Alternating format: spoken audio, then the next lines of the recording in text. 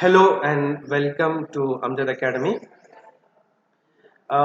In the last video, we have introduced ourselves to radiation. तो हमने पिछले video में रेडिएशन क्या होते हैं, किस तरह से वो प्रोपागेट होते हैं और फिर उनका डेफिनेशन, ये चीज़ें हमने पढ़ी। साथ ही साथ मैंने आपको कुछ क्वांटिटीज के डेफिनेशंस पढ़ाए थे, जिसमें coefficient of absorption, absorptivity, coefficient of reflection, reflectivity और कोएफिशिएंट ऑफ ट्रांसमिशन, जिसको ट्रांसमिटिविटी भी बोलते हैं। तो इसमें एक बात और जोड़ लीजिए, कोएफिशिएंट ऑफ एब्जॉर्प्शन, इसको हम एब्जॉर्प्टिविटी बोलते हैं, ये याद है। कोएफिशिएंट ऑफ एब्जॉर्प्शन और एब्जॉर्प्टिविटी। आर जो है ये है कोएफिशिएंट ऑफ रिफ्लेक्शन या रिफ्लेक्टिविटी, ऐसा नाम दिया था मैंने आपको। अब एक और टर्म इसको इस्तेमाल किया जाता है, वो है रिफ्लेक्टेंस। रिफ्लेक्टेंस ये कोएफिशिएंट ऑफ रिफ्लेक्शन या रिफ्लेक्टिविटी का दूसरा नाम है, रिफ्लेक्टेंस। और टी जो है, T R, T suffix R, इसको हमने बोले थे कोएफिशिएंट ऑफ ट्रांसमिशन या ट्रांसमिटिविटी। इसको और एक तीसरा एक नाम है ट्रांसमिटेंस। ट्रांसमिटेंस।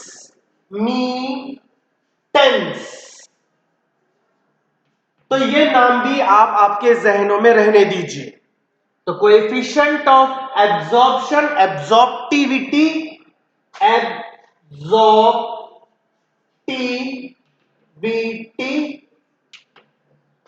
रिफ्लेक्टेंस और ट्रांसमिटेंस, ये नाम भी इनके हैं। और हमने जाते जाते उस वीडियो में a plus R plus T R is equal to 1 हमने प्रूफ किया था। यानी कि sum of coefficient of absorption and coefficient of reflection and coefficient of transmission, इन तीनों की जमा, इन तीनों का सम, इन तीनों की बेरीज इक्वल टू होती है 1। अब depending upon this relation we can have different types of bodies. For example if I say that a is equal to 1, of course according to this relation अगर a की ही value 1 हो जाएगी तो हम ये कहेंगे कि r की वैल्यू 0, tr की वैल्यू भी 0, क्योंकि हमको ये a plus R plus T R is equal to 1, ये अगर हम देखते हैं, ये रिलेशन देखते हैं, और अगर इस रिलेशन में मैंने ये बोल दिया कि a इज इक्वल टू 1 है तो of course r is equal to 0 होना पड़ेगा और tr इज इक्वल टू भी 0 होना पड़ेगा। तो अगर कोई ऐसी बॉडी है कि जिसमें a इज इक्वल टू 1 है, यानी कि it is a good absorber, ये क्या इंप्लाई करता है? ये इंप्लाई करता है कि वो ऑब्जेक्ट, वो बॉडी गुड एब्जॉर्बर है, गुड एब्जॉर्बर है, और वो बैड रिफ्लेक्टर है और बैड ट्रांसमीटर है। So it will, if a body is a good absorber then it is a bad reflector and a bad transmitter,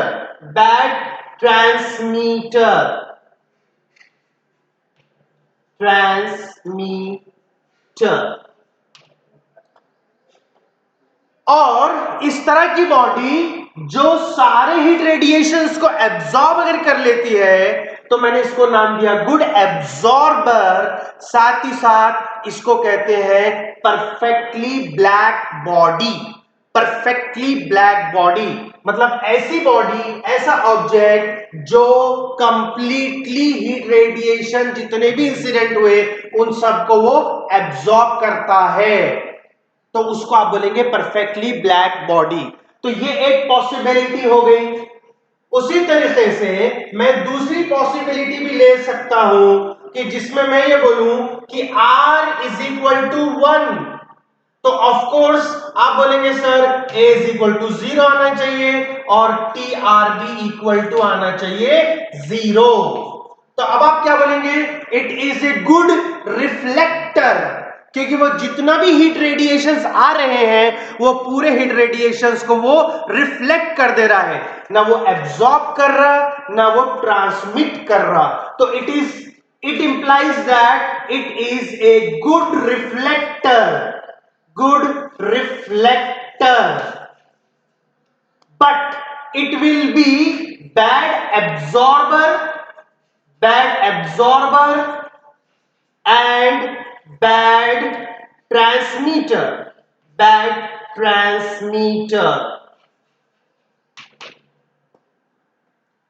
तो आप देखेंगे इसका एग्जांपल, यहां तो मैं एग्जांपल ये पहले वाले केस में एग्जांपल दे सकता हूं, एग्जांपल परफेक्टली ब्लैक बॉडी, और अगरचे वो गुड रिफ्लेक्टर है, इसके बेस्ट एग्जांपल मैं दे सकता हूं पॉलिश्ड सरफेसेस जैसे मिरर, पॉलिश्ड सरफेस, ये गुड रिफ्लेक्टर है, बैड एब्जॉर्बर रहेंगे और बैड ट्रांसमीटर रहेंगे। ये सेकेंड केस। अब थर्ड केस ये है कि मैं ये कहूं कि Tr इज इक्वल टू 1 है, Tr इज इक्वल टू 1 है, तो बकिया जो क्वांटिटीज है वो 0 रहेंगे, यानी A 0 रहेगा और R भी 0 रहेगा। तो इस तरह की जो बॉडी है आप बोलेंगे sir it is a good transmitter, good transmitter.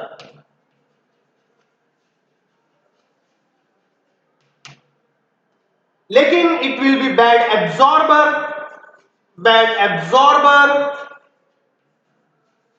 And bad reflector.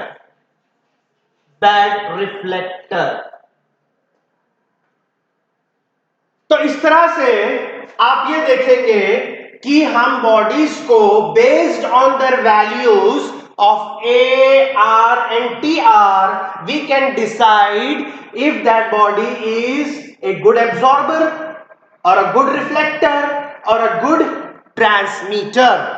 मैं अब इस बात पर जोर देना चाहूंगा, जहां पर Tr इज इक्वल टू 1 है, यानी कि कोएफिशिएंट ऑफ ट्रांसमिशन इज 1, तो ऐसे बॉडीज को जो कि हीट रेडिएशन को ट्रांसमिट कर लेते हैं, पास ऑन कर देते हैं, तो हम उन बॉडीज को कहेंगे diathermanous body, डायथर्मिनस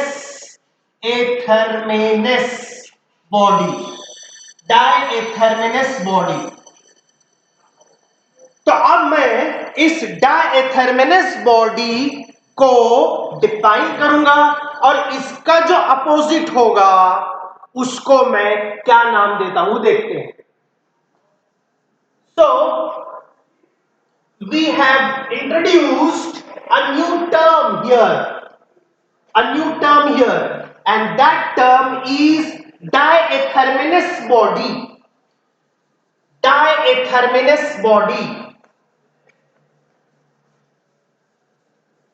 So we will define what is a diatherminous body, and apart from that, in my discussion which I have been doing in this video lecture now today, you will find that I have also introduced another term, and that is a black body, or to be real in telling its name, I could say that it is said to be a perfectly black body.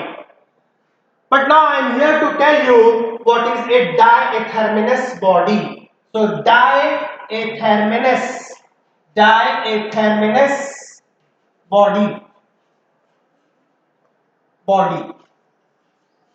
इसको हम define कर रहे हैं। It is defined as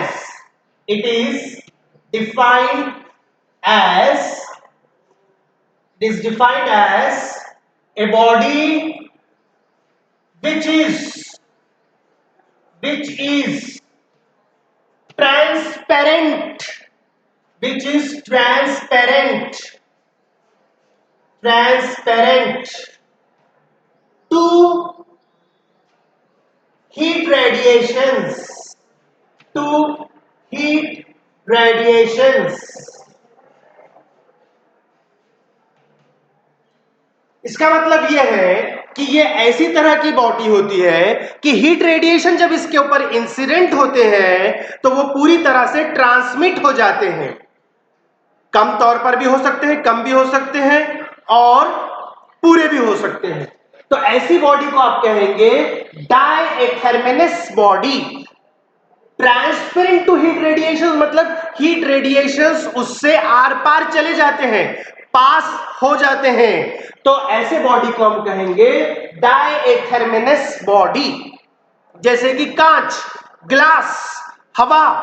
तो इसमें आप देखेंगे कांच में से हीट रेडिएशंस आर पार चले जाते हैं, तो इसलिए मैं उसको बोलूंगा कि ग्लास जो है वो डायथर्मिनस बॉडी है। तो इसका एग्जांपल मैं ले सकता हूं ग्लास, एयर, इवन वाटर, ये सब डायथर्मिनस है। ये हीट रेडिएशंस को ट्रांसपेरेंट है, हीट रेडिएशंस को ट्रांसमिट कर देते हैं।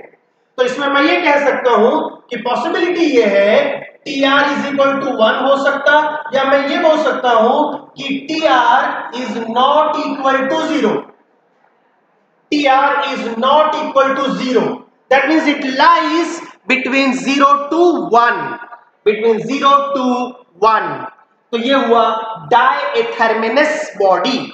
अब इसका जो अपोजिट है, यहां पर हीट रेडिएशंस आर पार चले जाएंगे, तो आप उसको बोलेंगे डायथर्मिनस बॉडी। इसका अपोजिट जो बॉडी है, इसकी जो अपोजिट बॉडी है वो मैं लूंगा एथर्मिनस body. Athermanous body, athermanous body, इसको भी डिफाइन करेंगे।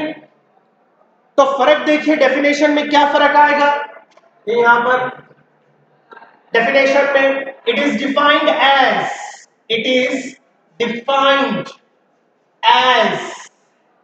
ए बॉडी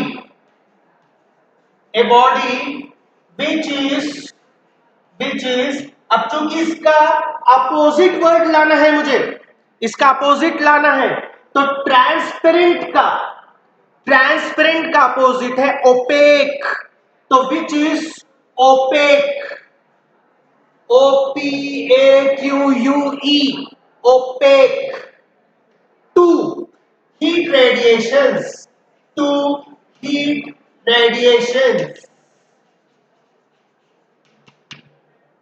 तो उसको आप कहेंगे athermanous body.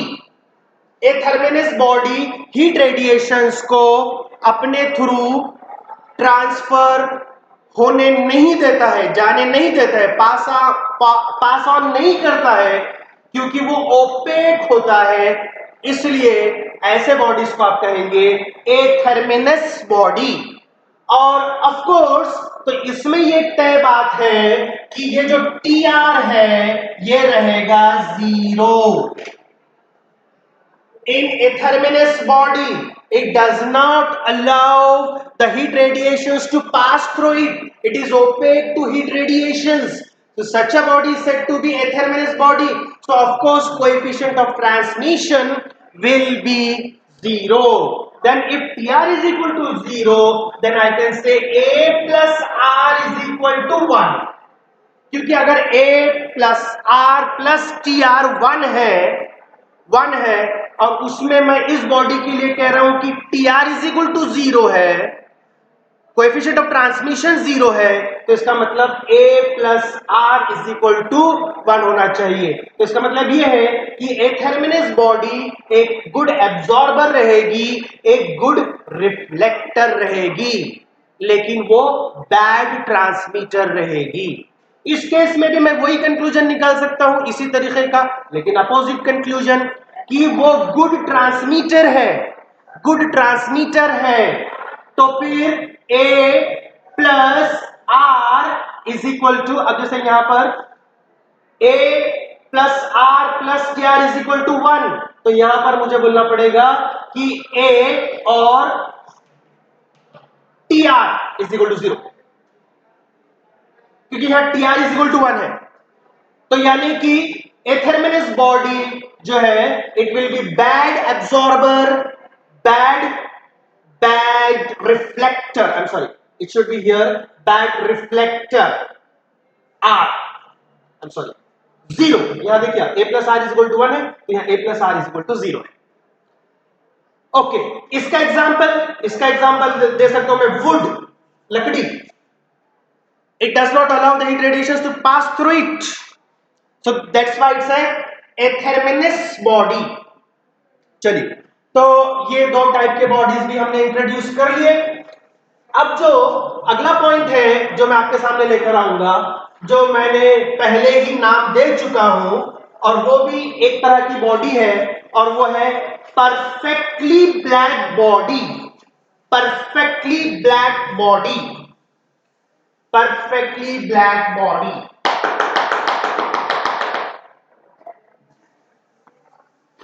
perfectly black body,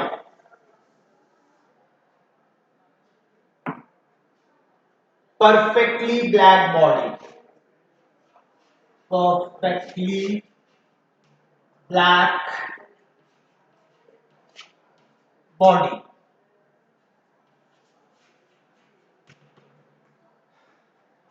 तो हम इसको डिफाइन करेंगे कि परफेक्टली ब्लैक बॉडी किसे कहते हैं। तो परफेक्टली ब्लैक बॉडी एक ऐसी बॉडी है कि which absorbs the entire radiant heat energy incident on it। Definition perfectly black body का, परफेक्टली ब्लैक बॉडी का डेफिनेशन है, it is defined as, it is defined as a body, which absorbs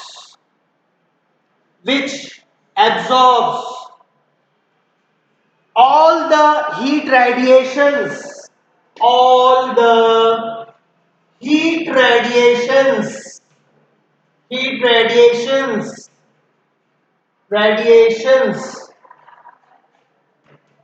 incident on it, incident on it। एक ऐसी body जो सारे heat radiations को absorb कर ले, जितने भी उसके ऊपर इंसिडेंट हो रहे हैं, तो उसको आप कहेंगे परफेक्टली ब्लैक बॉडी। तो प्रैक्टिकली अगर देखें, नेचर में परफेक्टली ब्लैक बॉडी नहीं है, it is not available in nature. लेकिन कुछ हद तक हम लैंप ब्लैक को परफेक्टली ब्लैक बॉडी कह सकते हैं, वो एक एग्जाम्पल के तौर पर ले सकते हैं, क्योंकि it absorbs about 97% heat incident on it, इसलिए वो परफेक्टली ब्लैक बॉडी के करीब करीब है, लेकिन फिर भी परफेक्टली ब्लैक बॉडी नहीं है, नेचर में ये अवेलेबल नहीं है।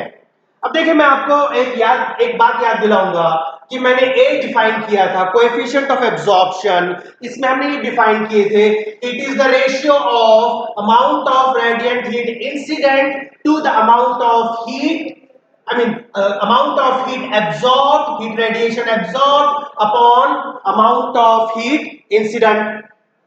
absorb जितनी हुई डिवाइडेड बाय इंसिडेंट जितनी हुई। लेकिन डेफिनेशन में हम क्या बोल रहे हैं, वो पूरी की पूरी एब्जॉर्ब कर लेता है। यानी कि परफेक्टली ब्लैक बॉडी के लिए, फॉर परफेक्टली ब्लैक बॉडी, अब बताइए कि ये क्यू ए की वैल्यू क्या रहेगी, Q A will be equal to Q, and that is why if I substitute this value, it will be q upon q is equal to 1। यानी कि for a perfectly black body you conclude that A is equal to 1, A is equal to 1। अब आगे भी ये सोच लीजिए कि ये यहां पर परफेक्टली ब्लैक बॉडी एक गुड एब्जॉर्बर है। अब मैं एक नया टर्म आपके सामने पेश कर रहा हूं, हीट एब्जॉर्ब हो रही, पूरी की पूरी हीट, इंसिडेंट जो हीट है वो एब्जॉर्ब हो रही, तो बॉडी का टेम्परेचर बढ़ गया। सराउंडिंग में अगर रखे, सराउंडिंग का टेम्परेचर अगर कम है तो it will lose the heat to the surrounding slowly and slowly. And I told you in my last lecture, the body tries to come in thermal equilibrium with its surrounding. That's why it starts emitting the heat. So here a perfectly black body is a good absorber, and apart from that it is a good emitter as well. Good emitter. अब आप बोलेंगे sir reflector और emitter में क्या फर्क है? Heat reflect होना और हीट इमिट होना। मान लीजिए ये एक सरफेस है, ये एक दूसरा एक सरफेस है, इसके ऊपर हीट रेडिएशन इंसिडेंट हो रहे, क्यों हीट रेडिएशन इंसिडेंट हो रही और ये रिफ्लेक्ट कर दे रहा, क्यू आर लिए थे हमने, रिफ्लेक्ट कर दे रहा, और ये सरफेस पर क्यों हीट इंसिडेंट हो गई और वो क्यू की क्यू एब्सॉर्ब कर ले रहा। यहां पर मैं ले लेता हूं, ये पूरा का पूरा एब्सॉर्ब कर ले रहा, क्यू ए हीट जो है तो एब्सॉर्ब हो जा रही, मतलब ना रिफ्लेक्ट हो रही ना तो ट्रांसमिट हो रही। अब आप इमिटर का क्या मतलब ले रहे? तो इमिटर का मैं मतलब ये ले रहा हूं कि इस केस में ये जो कि रिफ्लेक्टर है, तो आप देखेंगे कि जो हीट जो इंसिडेंट हुई थी, जिस वेवलेंथ की इंसिडेंट हुई थी, वही वेवलेंथ की यहां पर रिफ्लेक्ट हो रही, वही वेवलेंथ की, उतनी ही वेवलेंथ की रिफ्लेक्ट हो रही, कोई नई वेवलेंथ नहीं आ रही, जो इंसिडेंट है वही रिफ्लेक्टेड है। लेकिन अब आ जाइए आप गुड इमिटर की तरफ। इमिटर अब इमिटर क्या कर रहा? ये भी हीट को इमिट करेगा, लेकिन यहां पर अलग अलग वेवलेंथ पाई जाएगी according to the property of the material of this body. According to the property of the material of this body, it will emit different wavelengths.